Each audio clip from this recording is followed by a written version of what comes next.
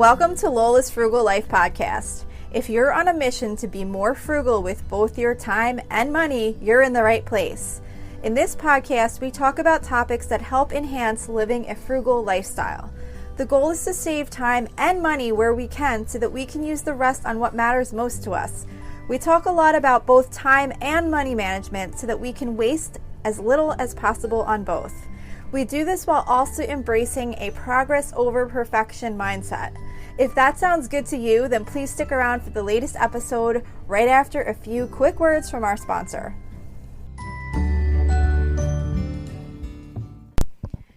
Hi everyone, welcome back to Lola's Frugal Life Podcast. Today I want to start out quickly with a 5-star review that I got on Apple Podcasts. I just want to share this with everyone to start the episode because I was so super excited when I saw this.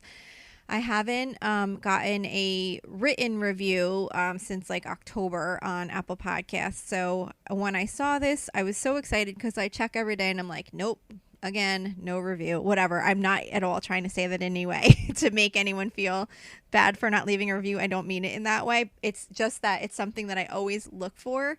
And when I finally see one, I get super, super excited. And honestly, I listen to many podcasts and I don't know how many I've ever left a review for. So again, not in any way like blaming anyone for not leaving reviews. It's just that when I saw one, I got like super, super excited to see it. So this review that I want to share with you was left by Trip Dip. And it was left at the end of May. And the heading said, "Love Lola's tips and the simplicity of life she lives." It says, "Love the podcast. Her meal plans are simple and so consistent. She lives a life that I attain to, simple and frugal. She does a great job of getting to the point, but also being detailed in her meal plans and cleaning tips. One of my favorites." So Trip Dip, thank you so, so much. I know it takes effort and time to go and leave a review for someone and to take the time to write anything really. You have to go out of your way to do that. So I really, really appreciate it so much. It's so exciting to see those reviews when they do come. And, like I said, it's hard to get reviews because, you're just listening to a podcast and enjoying your time and you don't necessarily go think to do that. But when I do get one, I am super, super appreciative. So I just wanted to read it out and share it with everyone. And again, thank you so much for doing that. It really does truly help with the algorithm on Apple Podcasts, and it gets the podcast out to more people, which I'm desperately trying to do. So thank you again so much. So into today's episode, quick life update. So what just is going on with me right now is, as I've been talking about for the last few weeks, we're approaching year end of high school, the last year for my daughter's senior year of high school. So as part of that, she just had her prom on Friday night and it went really great. I'm so excited. I was really nervous as it was approaching, for many different reasons. And then one final reason to add on was that she wound up coming down with bronchitis on Monday, the week of prom. So she missed school all that week. Thankfully, she got on antibiotics and, well, I don't know if the antibiotics are for the bronchitis or not. I'm not medically inclined in nature, but she also got an earache. So maybe the antibiotics were for the earache that she got as a result of that. She got like an ear infection. But whatever it was, she was well enough on Friday to attend the prom. So I was really happy that she got to go because I was so worried when she came down being really sick on that Monday. And everything went well. She had such a great time. She said they danced the whole night. I got really great pictures. Everything went smoothly. She didn't freak out at the last minute that she didn't have something or she needed something that she forgot to get or whatever. So I was really, really happy when she got home and everything went well. It was like such a relief. So now we're just on to graduation next, and then we are good to go with all of these like stressful year-end type things coming up. But I'm super excited about her graduation coming next. But again, super happy that prom went great and we're past it now and it all went well and there's nothing to worry about with that anymore.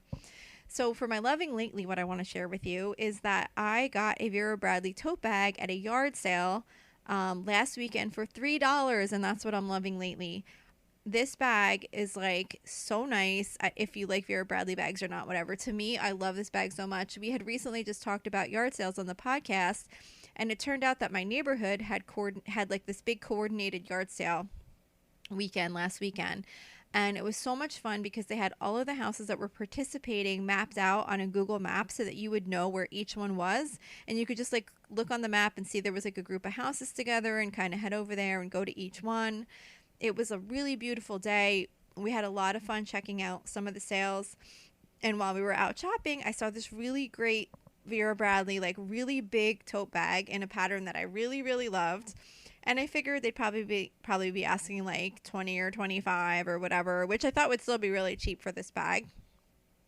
But when I asked the lady how much it was and she told me $3, I was like, "Oh my gosh, this is amazing." She made my day. I just couldn't believe it was $3 for this bag. It was basically brand new and it was so pretty, and I'm going to be using it for our upcoming vacation, and I can't stop telling everyone about the $3 Vera Bradley tote bag that I got at a yard sale. So that is definitely what I'm loving lately. As far as reading, I feel like I just told you guys this, but it really is a new month already. As far as the Prime member benefit of getting your free book through the First Reads program. So if you do that, just a reminder, it is time. I don't think I sent this reminder last time. I could swear that it was in May when I last said this. So if I'm duplicating, sorry, but I don't think I yet gave you guys a reminder for June.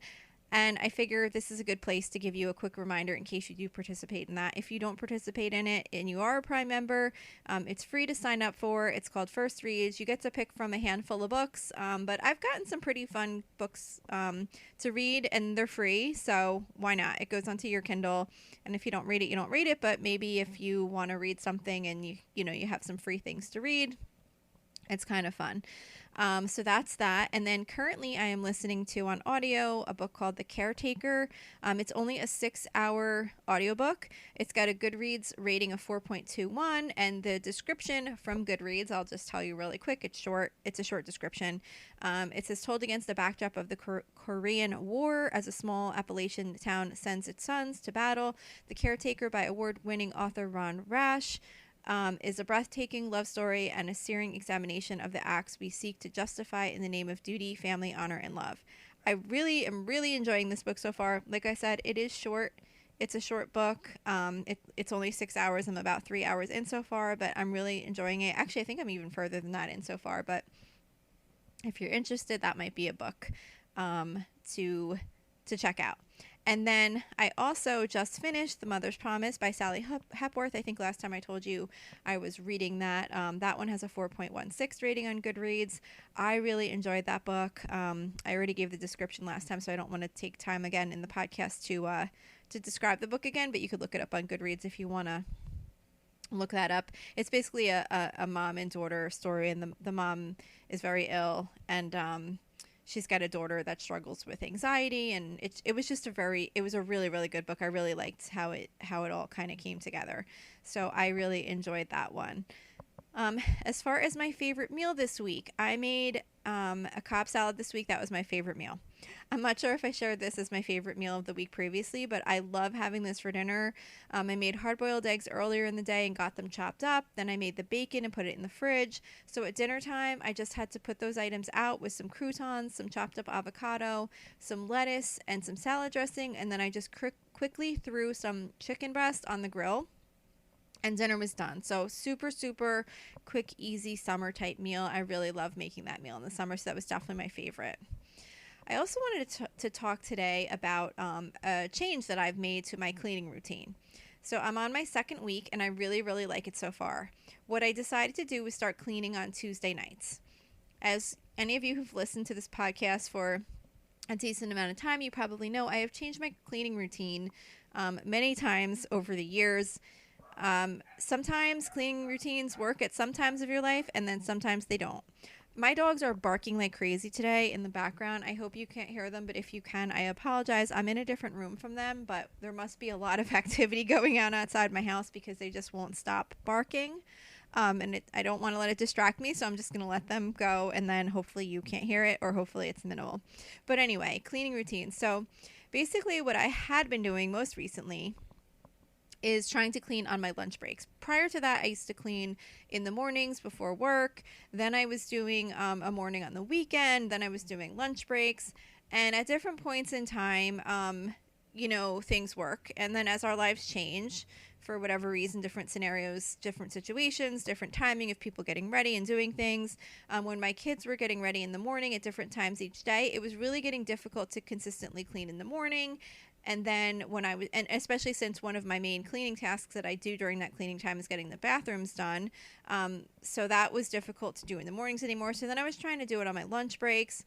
And it was difficult to do it on my lunch breaks because I didn't always wind up being able to do it on my lunch break. Like, say if I had a meeting at like 1 o'clock, I'd have to like probably eat something for lunch and then have to be ready to make sure I was ready to get on a meeting at 1 o'clock. So, or sometimes maybe I might have a meeting at 12:30, whatever.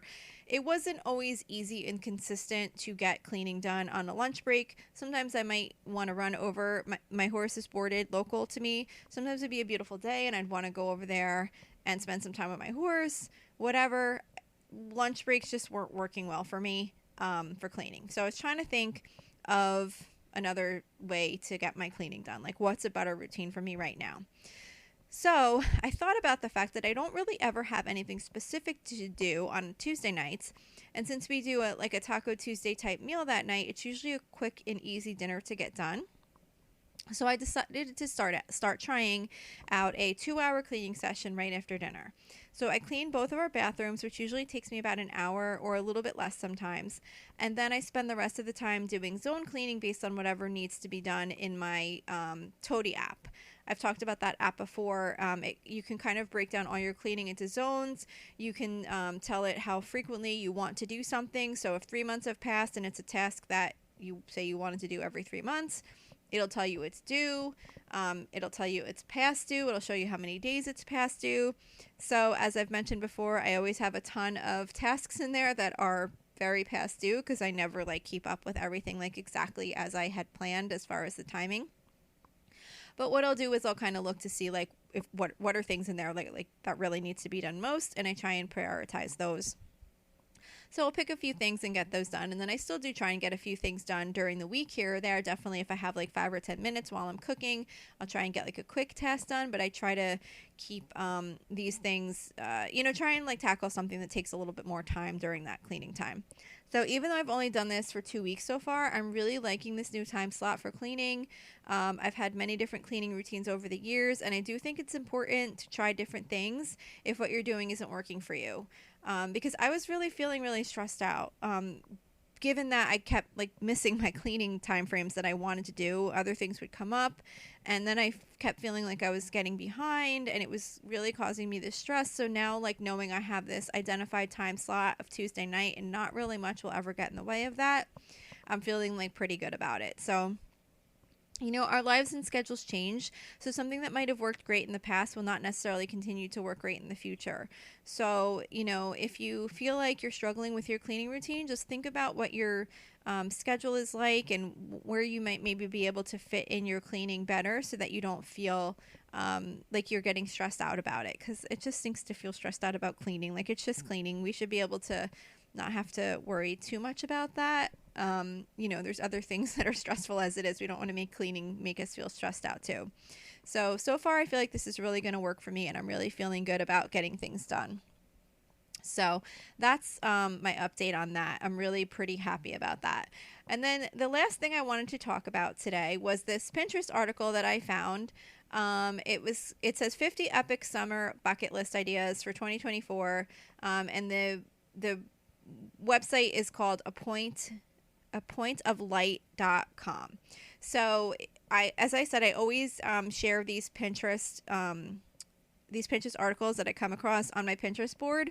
So if you're interested in seeing the actual article, you can go there and see it. If there's anything that I mention that sounds of interest to you and you want to go back and reference it, you'll find it on one of my Pinterest boards. But the reason I chose this was because not only is this a list of a lot of different things you could do in the summer, but pretty much all of them are very frugal, very little to no cost for most of these that they talked about. And I thought there was like a lot of really good ideas. So I just wanted to kind of, I don't know if I'll get through all 50, but I just wanted to kind of go through these somewhat quickly, because maybe if you're looking for some fun things or something different to do in the summer, maybe this will give you some ideas. So the first thing they have on the list is to make a summer playlist.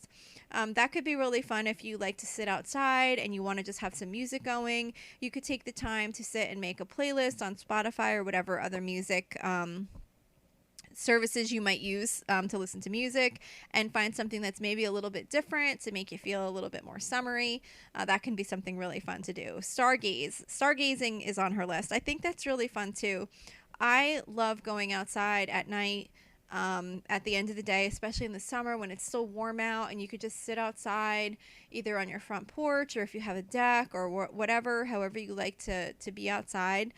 And whether you're stargazing or just like, sitting outside and enjoying the weather, making a bonfire, that might actually be another one I'm not sure that she has on her list, but just taking that time and just going and sitting outside and being out in nature at the end of the day is just such a nice thing that you can do in summer. Another one they have on here is have a picnic. That's always fun. It's summer, it's warm, you can get out to a park.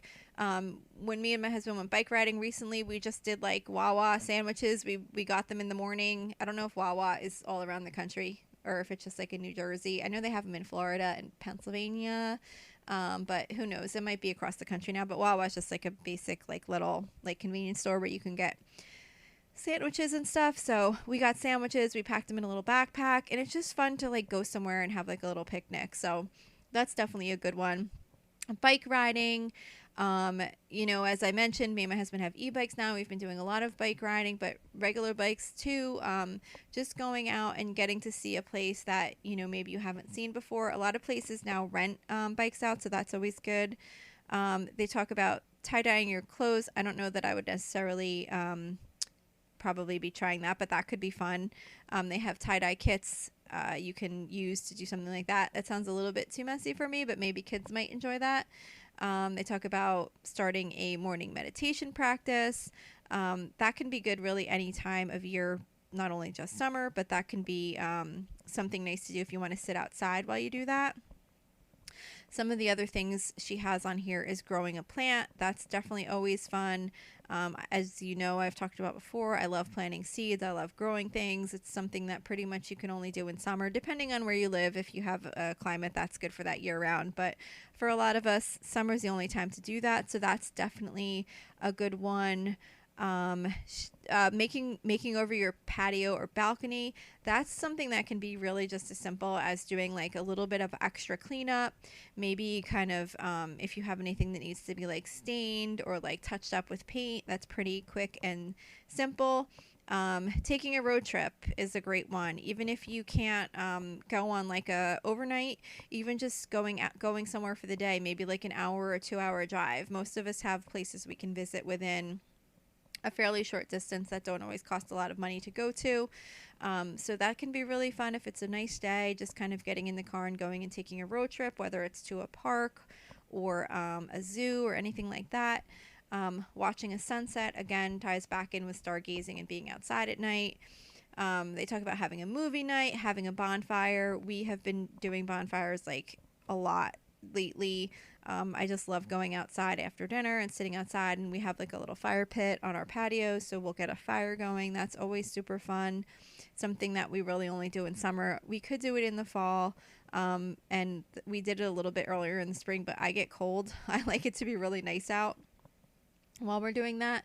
So that's a good one. I'm not going to read all of these because there's 50 and it's just going to be too long, but I just want to kind of give you some of the ideas. Oh, s'mores, of course. I think everyone knows about making s'mores in the summer. That's always super fun to do. I actually have also made s'mores nachos when we would go camping. Basically, what you do is you take the graham crackers and you lay them in a tray, and then you top them with marshmallows and chocolate. Like you break up the chocolate and you break up the marshmallows, and you can just bake them in the oven real quick and kind of make like nachos but with s'mores. That's really good. Ice cream sundaes is always fun. Just get like a bunch of different toppings and put them out in bowls, and then everyone can make it how they like. What else do they have here? Flying a kite. We didn't fly a kite last year, but last year we went to a kite festival, which was really fun. They had it on the beach, and everyone went there with their chairs and just sat outside, and they had all these really cool kites, and that was really fun. So if there's something like that near you, or if you want to buy a kite and go give it a try, water gun fight is on here. That's actually funny because we're actually doing that for Father's Day. That's something my father-in-law actually really likes, and all the grandkids have these big water guns, and they'll all bring them and then have this big water gun fight. So that can definitely be really fun in the summer. Drawing on the sidewalk with chalk, I thought that was really fun too, because you can get creative and just it's something you wouldn't necessarily normally think about going to do, but that could be really fun, and that's really super inexpensive to just go pick up some sidewalk chalk. Of course, having a lake or beach day, we always think about these things in the summer, but sometimes we don't make the time to actually go plan them. So just planning to do something like that is important, to like make it a point to plan these days before the summer's gone and then we're back into the less nice warm weather.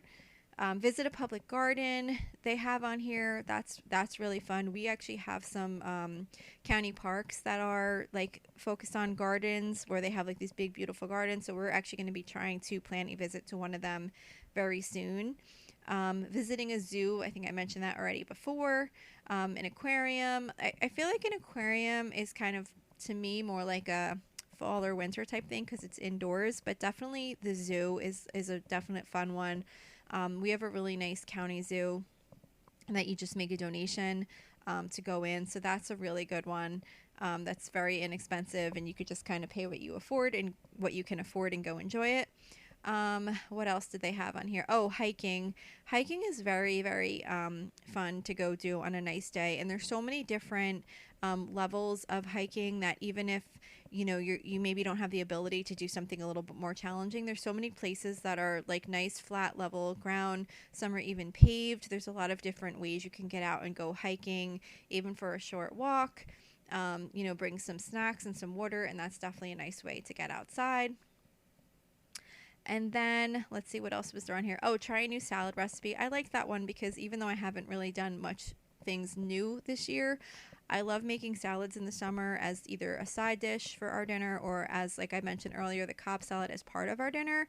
So I think that's a really good idea to just kind of try to check out some new salads. It's always fun to make salads in the summer to go with barbecue food, or like I said, to have it be your main meal.